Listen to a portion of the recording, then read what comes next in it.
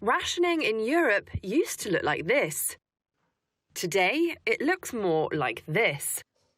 European countries are trying to curb demand for gas as they brace for further cuts in Russian supplies, raising the prospect of outright rationing across the continent. Between the 1st of August and March 31st, 2023, by at least 15%. We've been here many times before. Why not have breakfast in the kitchen? It is warmer in the morning. Through war, siege and social strife, the world has pared back the use of everything, from food to fuel and water.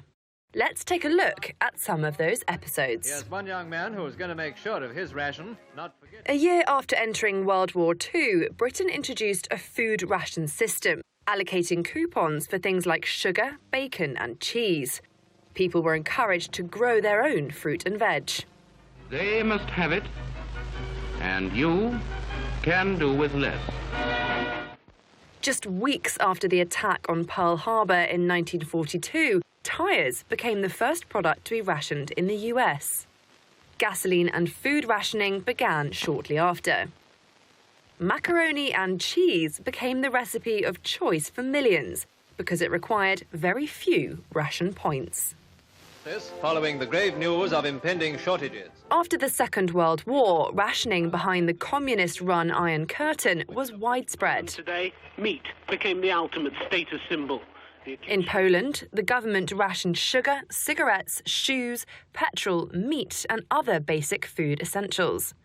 It led to hunger demonstrations and the growth of the anti-communist solidarity movement by the early 1980s. People have grown tired of the daily scramble to fill their stomachs. Many say it's now worse than during the war. In 1973, the oil embargo by Arab exporting states plunged Europe into a deep energy crisis. West Germany, Denmark, Italy and others banned driving on Sundays.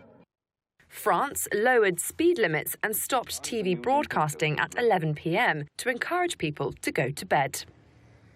In 2014, Venezuela's Nicolas Maduro introduced a secure food supply card.